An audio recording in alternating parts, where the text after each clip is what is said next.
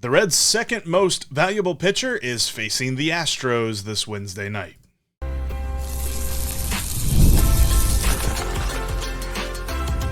You are Locked On Reds, your daily Cincinnati Reds podcast, part of the Locked On Podcast Network, your team every day. Welcome to Locked On Reds. My name is Jeff Carr, and I am a lifelong Cincinnati Reds fan. Seriously. Got the baby pictures in Reds gear to prove it, and I've been hosting this podcast now for 6 seasons. I am also the channel manager for the Locked On MLB podcast channel, and I want to thank you for joining me here today. Locked On Reds is, of course, part of the Locked On Podcast Network. We are your team every single day, and I aim to make Locked On Reds for everyone out there. We're not going to talk over your heads or anything like that. We're going to talk about the biggest thing going on in Reds country. We're going to dive into some geeky numbers, but I'm going to make them make sense. Because if they don't make sense to me, then they ain't going to be talked about. And we are also going to overreact to the daily motions of the MLB Ocean and the 162 here on Locked On Reds. I'm glad that you're alongside me here today because I have a theory that pertains to Edwin Arroyo and how his 2025 season may go. We'll discuss that a little bit later on in today's show.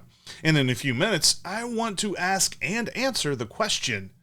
And I would appreciate you to answer the question as well down here in the comment section on YouTube, or hit me up on Twitter at Jeff Carr with 3 Fs. But I want to ask and answer the question as to whether the Reds need to shake up their organizational leadership after this season.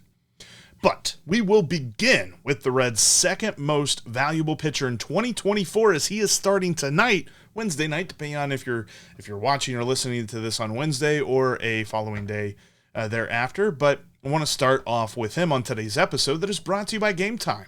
Download the Game Time app, create an account, and use promo code LOCKEDONMLB for $20 off your first purchase. Terms apply. Download Game Time today. What time is it?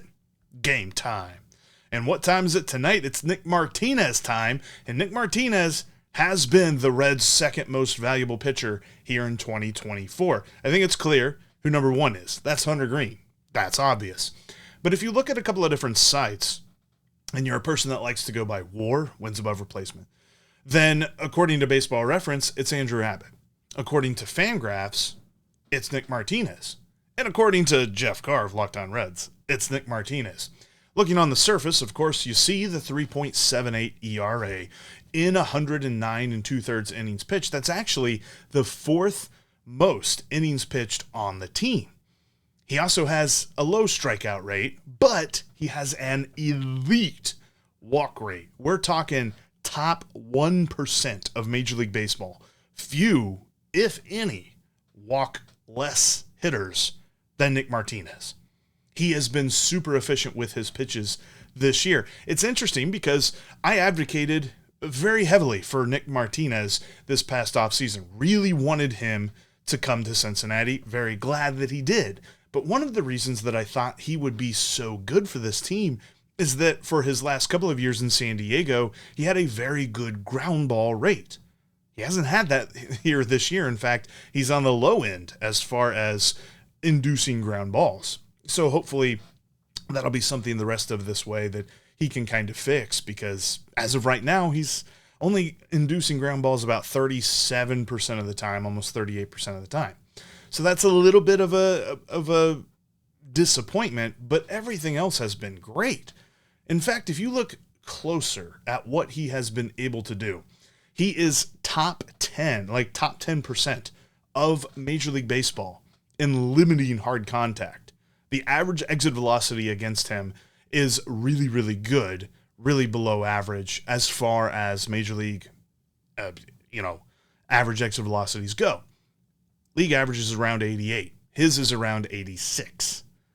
And he is in the top 5% of all Major League pitchers in allowing hard contact. He does not allow hard contact very often. It's funny because there are some starts, and you can recall some recent starts. In fact, August wasn't super kind to him. He started 6 games, the most of any month this season. And during those 6 games, there were a couple of performances that really kind of boosted his ERA up a little bit. We're talking about a guy who at one point was flirting with the 2s. But at the same time, he has had a bit of a struggle here in August, and we can recall some starts where he gave up hard contact. That's not to say that's been happening all year, though. And as much as we Cincinnati sports fans really love to focus on the negative when it comes to Cincinnati sports teams, Nick Martinez has done a good job of limiting the loud contact that we have heard a little bit here recently. But it just goes to show, based on his performance recently, that some of us may be disenchanted with, just shows you how good he has been this year. And I believe we'll see more of that starting here Wednesday night in the beginning of September. Because quite frankly, there's something that I am impressed with Nick Martinez on. And that is when he faces runners in scoring position. He actually really does a good job of buckling down because, according to Baseball Reference, opposing hitters have an OPS plus. We always talk about OPS plus for a batter as kind of being like a one-stop shop. Probably doesn't paint the whole picture, but it paints enough of the picture that you can kind of tell it's one number that talks about the value of a hitter. And when it comes to Nick Martinez, opposing hitters have an OPS of 26% below league average against him with runners in scoring position. So, i.e., when runners are in scoring position against Nick Martinez, the guy at the plate, he does 26% worse than a league average hitter. He buckles down. In the times that he has faced runners in scoring position, he has a strikeout to walk ratio of 7. He has 7 strikeouts for every walk. So good and so efficient in the toughest of situations. Also, and this really isn't, I don't really extrapolate a whole lot of meaning out of this statistic, but I thought it was interesting. When there are runners on first and second, he has faced over 120 at-bats in this instance where an opposing team has runners on first and second against him. Hitters are only hitting $126 in those instances. I thought that was kind of interesting to kind of buckle that down, or, boil that down there. But look, flexibility, we all know, whether you love him or you hate him, flexibility is David Bell's favorite trait in a baseball player. And Nick Martinez is all flex, baby. He's pitched out of the bullpen. He's pitched out of the starting rotation. I still kind of think that the best version of Nick Martinez is as that long relief fireman type pitcher that you can bring in for multiple innings.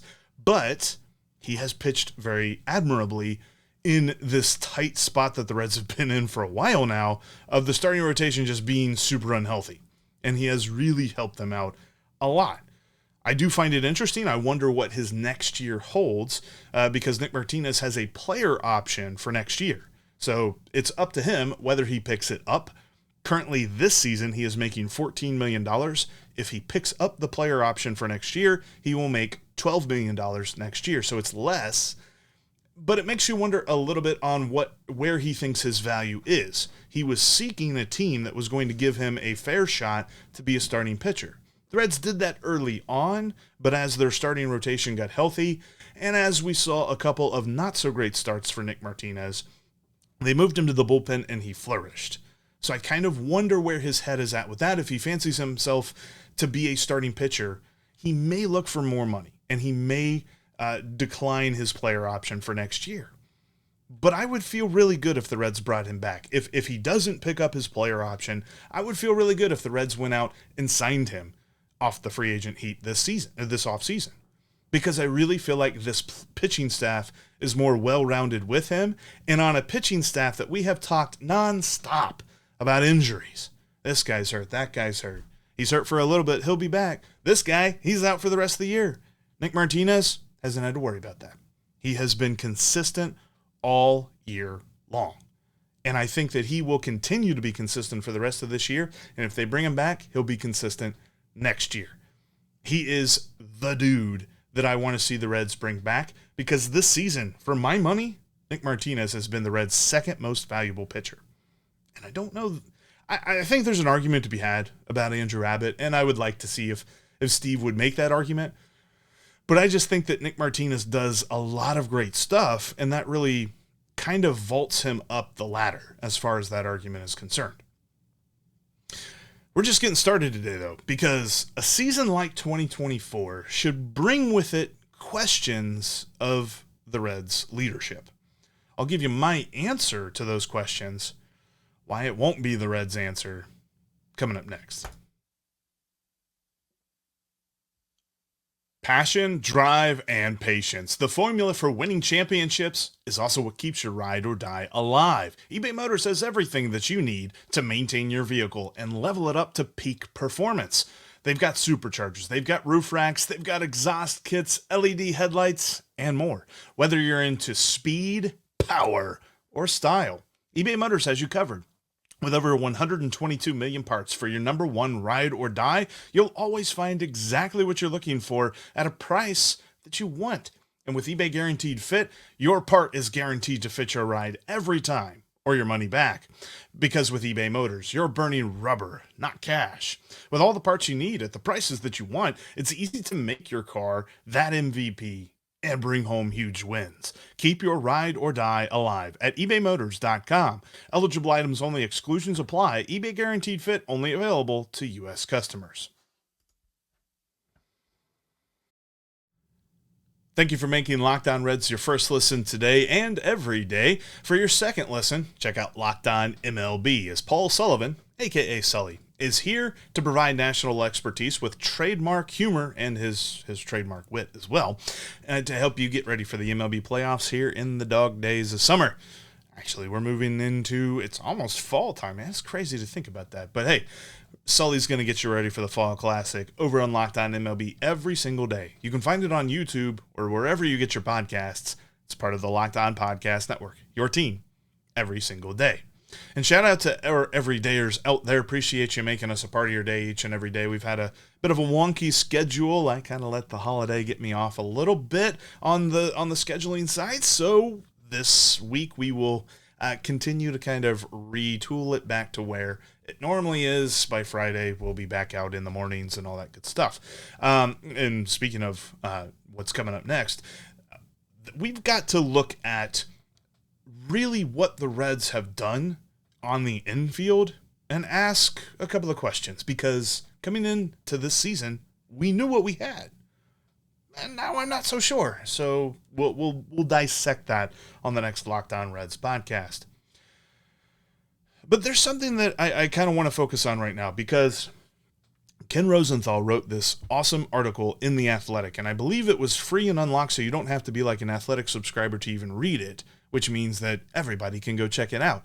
But he had this great article where he broke down some of the disappointing teams, the Reds, the Mariners, the Cardinals, the Cubs, all these different teams that expected to contend this year and either are not that close to doing so, or like the Reds, they're kind of done, kind of far out of it. And he said these teams should be considering changes in their leadership, but some of them have different priorities. And I think that this is intriguing because he summed it up like this, and this is the best way to think of it. When baseball teams continue to get financial gain, no matter the actual on-field gains that they see, they're not that inclined to rock the boat. I think that's really where we can put the Reds for most of our lifetimes. Really, I mean, even going back into the 90s and even into the 80s, I mean, there was the joke that, Marge Schott didn't want to pay for not a joke, it was an actual real thing, that she didn't want to pay for a World Series celebration because they didn't get a Game 5 in Cincinnati. Things like that. Like, when owners get money, they don't mind whatever else happens. And so with that, there are some teams that are more inclined to attack their off-season needs and attack their in-season deficiencies in different ways. With that, I don't think Nick Krall is in jeopardy this year. I think he's got one more year to prove that his plan will work. We were advocates of that plan coming into this season. This year was a bit annoying. I don't necessarily know that I don't trust the plan, but I certainly am not as fervent of a supporter of it as I was at the beginning of the year. But I still think he's got another year. David Bell, on the other hand, may be a toss-up. If you ask the Reds, I don't think they let him go. And I think that that is annoying because he should be let go. I think that at the end of this season, contract extension from last year or not, David Bell should be let go, should be fired, all that other stuff. I don't love talking about other people losing their jobs, but based on what the Reds have done this year, I think we should really ask some hard questions of David Bell. In fact, I kind of think the Reds need to reassess their entire organizational game plan. It is evident, and we have said this before, everydayers will know, that when it comes to the lineup, when it comes to the daily movements of the roster, this isn't like a David Bell only thing. In fact, David Bell may very well just be the mouthpiece for what the front office wants to do with the roster on a daily basis. And there's also other guys like, Jeff Pickler, there's Joel McKeithen, there's Derek Johnson. All these other guys have their say, their input, and all that other stuff as to how the lineup looks, how the pitching looks, how the bullpen, how the calls to the bullpen go, everything like that. So, okay, there's two ways we could go about this. Number one, the Reds could hire a manager. They should let go of David Bell, and they should hire a manager that is big on motivation and big on accountability. You can tell him that the lineup is a joint venture and he is just the accountability czar. Because while I don't know, and I'm not in the dugout to tell you this, based on the on-field production, I can tell you this, that it doesn't seem like there's a lot of accountability with this team. They have made the same mistakes over and over and over and over and over again, and they continue to make those same mistakes even into September. Picked off base, bad errors, taking an extra base when you shouldn't, things like this. Some of it you can say, well, they're young. Most of it you can say they should have figured this out the first time. What's that old thing, fool me once, shame on you, fool me twice, shame on me. What's fool me 6 times? Because that's where we are with most of this stuff. And I feel like the Reds need a surge of accountability. And quite frankly, I don't believe David Bell can do that. And I'm not saying that as a sort of like slight on him. It's just based on his personality. Ever since he got here, he has shown nothing to make me believe that he can. Because he does not have that as part of his personality, tree or whatever. I'm thinking of like an RPG video game or something, like his abilities and all this other stuff. Accountability is not a big thing for him. He wants everybody to be comfortable. He wants everybody to, love everybody, that sort of thing. He's a very kumbaya manager. And that might be good for some teams, but I think we're done with that here.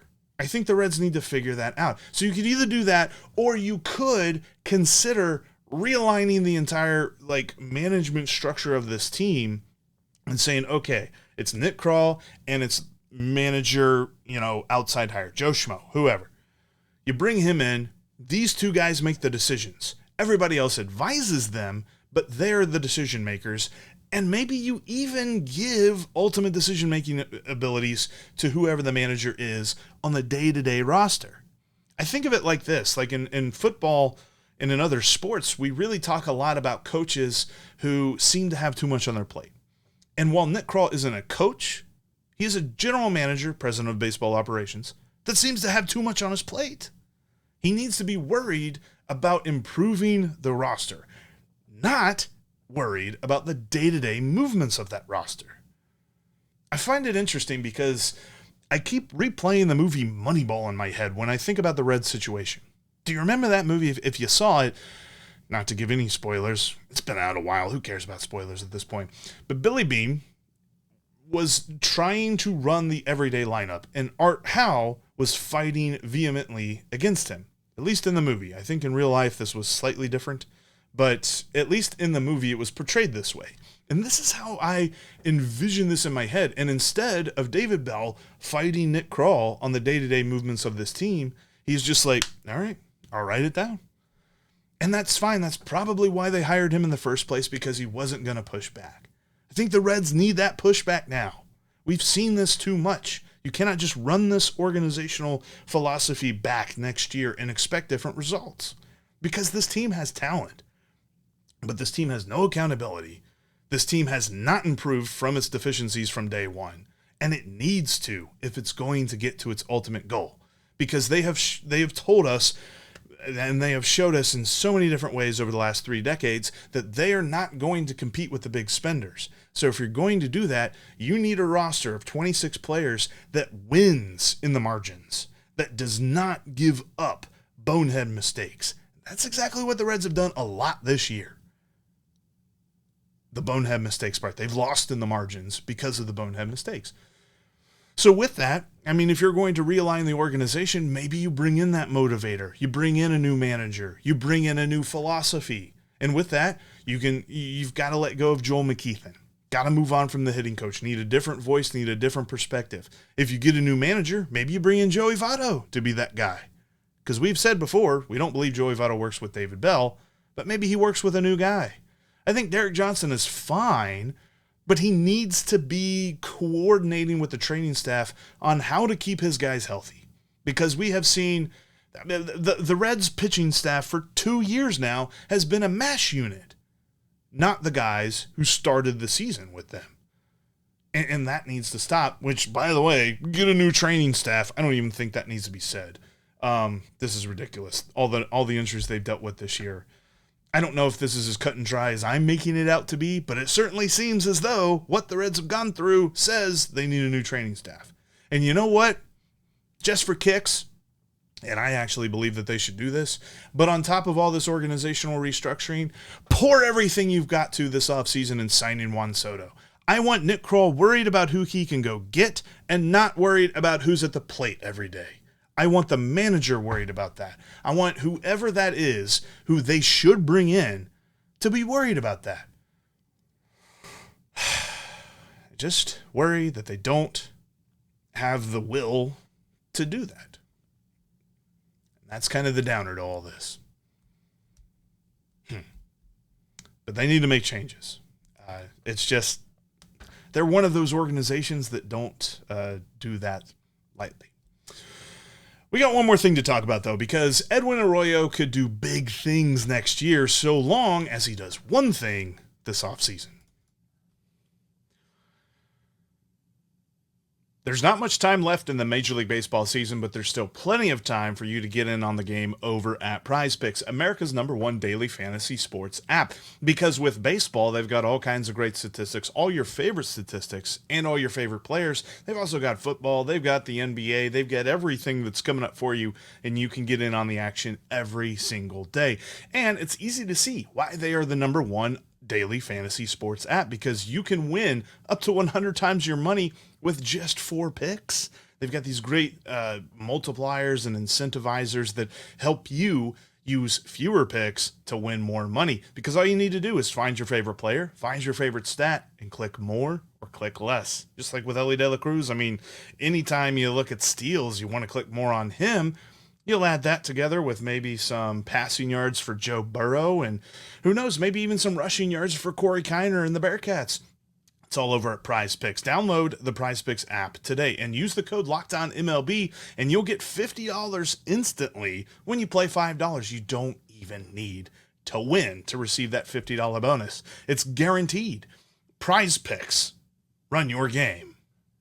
And the best way to get down to the ballpark for this Astro series and for the remaining home games for your Cincinnati Reds is with Game Time. It's my favorite way to get down to the ballpark because they've got last-minute tickets and the lowest prices on those last-minute tickets. Seriously, all you got to do, go down to the banks, find a nice spot, maybe get a couple of beverages, wait till close to about first pitch. We usually wait, Steve and I, whenever we do this, we usually wait till about 20 minutes or so before first pitch because you can get some awesome deals around that time, especially when it comes to last call. They've got so many great things. Plus, they've got all-in pricing, so you see exactly how much you're going to pay. So when you hit, check out, you're not going to get these random price increases that you weren't expecting that take the deal right out of it. Go to Game Time today, download the app, and if you're a new customer, use the promo code LOCKEDONMLB. You'll get $20 off your first purchase. Again, that's enhancing the already great prices over at Game Time for first-time users by using the promo code LOCKEDONMLB over at Game Time to save $20 off that first purchase. Download Game Time today because what time is it? It's game time. You can catch every pitch of the Reds' hometown broadcast with SiriusXM. Just download the SXM app and search the word Reds. Also, make sure you check out some written content about your Cincinnati Reds. Bookmark CincinnatiRedsTalk.com today. I'm reading over there. Greg Kuffner at Reds Daily on Twitter is writing over there, and James Rapine and so many more people are writing about your Cincinnati Reds every single day. That's CincinnatiRedsTalk.com. And I wrote something over there for the website about Edwin Arroyo, because we talked yesterday, in case you missed it, when we talked about some injury updates and things like that. And one of the injury updates is Edwin Arroyo is progressing through some rehab and getting ready for game action out in Goodyear right now. You remember that Edwin Arroyo had surgery to repair a torn labrum that he suffered during spring training of this year. And I believe, and the plan, so with all that rehab and all this stuff, he is working up to playing in the Arizona Fall League this offseason. I think that this means they are putting him in a position that should he have a solid Arizona Fall League, should all go well, he's got a shot to make his Major League debut next year. Hear me out on this, because I know he didn't play at all this year, recovering from injury here in the minor leagues, and he's only got 4 games at AA, and that's the highest level that he's made it to. But the Arizona Fall League is a bit of a concoction of a bunch of different talented players from a bunch of different levels throughout the minor leagues. It's not necessarily a pressure cooker for development, but it's kind of like, I don't know if you remember Dragon Ball Z and you remember those the pods that Goku would get into to really get himself ready for a big fight. That's kind of what I feel like the Arizona Fall League is, because you're not just facing guys who are at one certain level of the minor leagues. You're facing a bunch of different talented dudes. And Edwin Arroyo is going to be able to do that. He needs to do 2 things. Play solid. Doesn't even have to play good. Just play solid. Don't be horrible. And come out of this healthy and strong. Because here's what's going to happen. With Edwin Arroyo going to the Arizona Fall League, the Reds are at least admitting the possibility that he could be ready to go next year. He's of the age where a lot of the guys that the Reds have been calling up are. So it's not as if he is super, super young, and he's not in Cam Collier's spot where it feels like even just age-wise he's still a few years away. He's right there in the sweet spot. And he was in spring training last year for his first taste of Major League spring training before getting injured. He had 17 at-bats, so we're not going to go too crazy about that, but he did have 6 hits and 2 doubles, and he had more walks than he struck out, so that was encouraging to see. There were a lot of encouraging things that he did out in the field as well. Most scouts and pundits who really talk about minor league baseball have looked at the Reds organization, and this included Ellie De La Cruz and Matt McClain, and they said that Edwin Arroyo is the best glove that the Reds have at shortstop all throughout their organization. So in the future, they expect him to be their everyday shortstop. Now, he does need to continue to prove that his bat is progressing, because his bat isn't the strongest part of his game, but it's also not a super weak point. It's not as if he's going to walk up there and be Billy Hamilton, or he's going to be a glove-first shortstop, which don't exist anymore. You got to have a dynamic shortstop in the major leagues to be a good team. Edwin Arroyo could be that guy. He's never going to be the full package that Ellie De La Cruz is, but he's going to have a better glove, and he's going to have a decent bat. Somebody that you could slot easily in the bottom of your lineup and feel good about it. So with that being said, go to Arizona, be healthy, be strong, and don't look overmatched. That's really all that we're looking for here, because what happens if that is achieved? He comes into spring training and he's going to make the dark horse list as far as players who could make the roster on opening day. The whole point with dark horses is that they are super long shot. You're not really even looking for them to accomplish the ultimate goal. But if everything goes right and everything's the 100th percentile, maybe. I think what likely happens is he begins the year in Louisville. And actually, shout out to friend of the podcast, Crazy, Carrick Melvin. Me and him were talking about this, and he agrees with me that he will begin the year in Louisville should everything go according to plan. Hopefully there's no setbacks or anything like that as he goes through his rehab process and as he goes into the Arizona Fall League. Because, yes, he still has to do all those things for us to continue this conversation. But I believe that should everything go according to plan, and like I said, doesn't have to set the world on fire in Arizona, We could see him probably about mid-season next year, June, July, somewhere around that. And I don't necessarily think that it's going to be one of those things where he comes up and he's immediately the everyday shortstop. He's probably more likely the 26th man when you bring him up. But I think that he will come up to be the 26th man and he'll stay up, because I think that he has more talent than what we have seen even from some of the guys that have already debuted. He was the guy, if you remember back to the trade, whenever the Reds got him in the Luis Castillo deal, there were most people were saying that Edwin Arroyo was the better player than Noelvi Marte anyway. There were a lot of folks that believed he was the best player in that deal. So I look for that to continue to happen. And with the way that Major League teams are approaching development these days, we've talked about this a lot, everydayers will know, that when it comes to development and getting guys to the major leagues, there's not a lot of teams that believe you must be developed to come to the major leagues. That once you get to the bigs, that's when you start your final stage of development. And you could make the argument that should things go well in the Arizona Fall League, and should things go well in spring training, and maybe he has a nice couple of months in Louisville, that's it. That's where he needs to get to the final stage and be called up. So I could definitely see this happening. I don't think that it's that far-fetched to believe. You don't have to squint very hard to see Edwin Arroyo in a Reds jersey next year. And I really think it could happen. I think it's great that he's playing in the Arizona Fall League for that reason. Before we go, I would like to invite you to become a Locked On Reds Insider. I am offering a free 14-day trial to join me by texting Insider to 513-597-0944.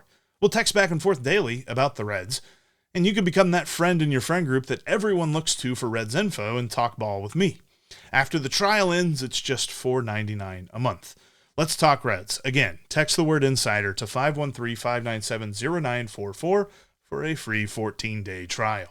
But that's going to wrap us up for this edition of the Locked On Reds podcast. Thank you so much for making us part of your day. Now make sure you go check out Locked On MLB. Sully's going to get you ready for the Fall Classic each and every day with a little bit of his trademark humor and wit sprinkled in. That's Locked On MLB, just like Locked On Reds, free and available wherever you get your podcasts, because we are part of the Locked On Podcast Network. Your team, your Cincinnati Reds, and your Major League Baseball every single day. You know why? We'll be Locked On Reds every single day.